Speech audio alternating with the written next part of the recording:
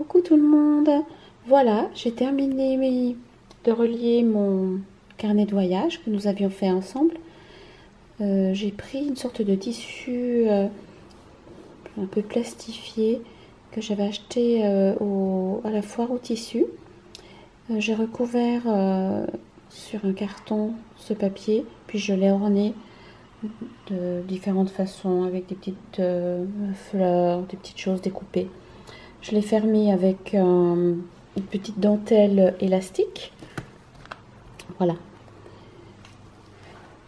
Donc sur une écorce d'arbre, je crois que c'était d'eucalyptus, j'ai fait une petite décoration. J'ai essayé de découper comme si c'était des ruines de château, mais c'est très fragile et c'était très compliqué pour faire des détails.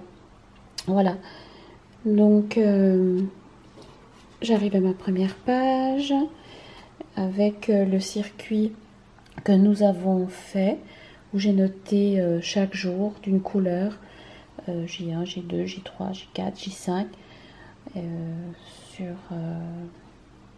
sur la partie du stage. Et puis avec le détail des lieux.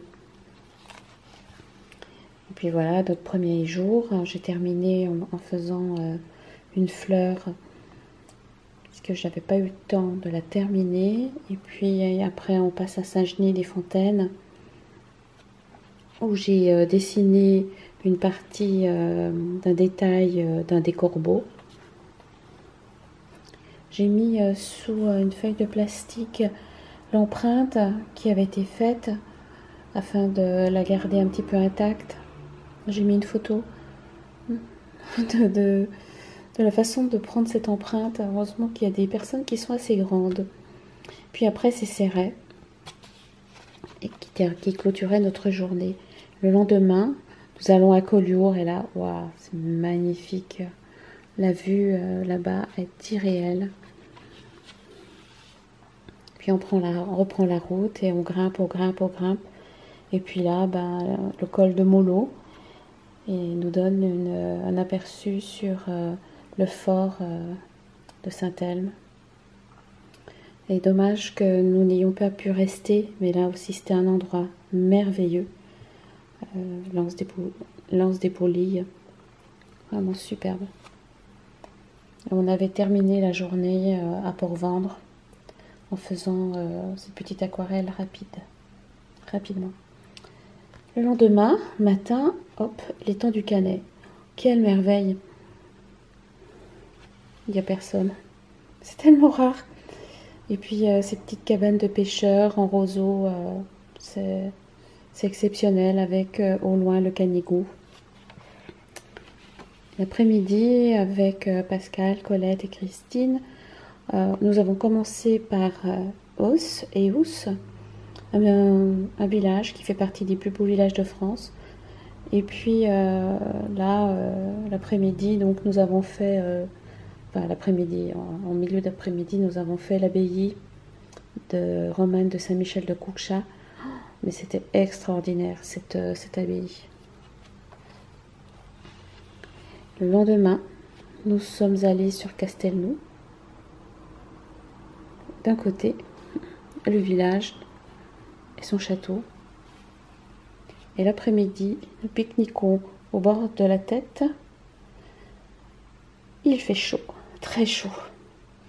Allez, le lendemain, nous repartons de bonne heure pour Quéribus. Et là, c'est magique, cet endroit est toujours aussi magique. Ainsi que Père Pertuse, tellement grandiose, il fait chaud. C'était la journée la plus chaude de la semaine. Toute la France était en canicule, en alerte canicule rouge. Et bien, nous sommes allés au moulin de Ribaute. Et là, malgré la chaleur, de voir cette eau, ça nous a rafraîchi un petit peu la tête. Et dans notre folie, nous nous sommes allés encore jusqu'à Paderme. Et on s'est tous serrés à l'ombre d'une maison pour dessiner très rapidement les restes de ce château. Après, le dernier jour, c'était le débriefing. j'ai mis dans une petite enveloppe que j'ai scotché, que j'ai fermée avec du scratch. J'ai mis les factures, les petites choses diverses, le nom des personnes, les différentes liens voilà, aussi ce que nous avait donné Christine, les romans écrits par Sophie, etc.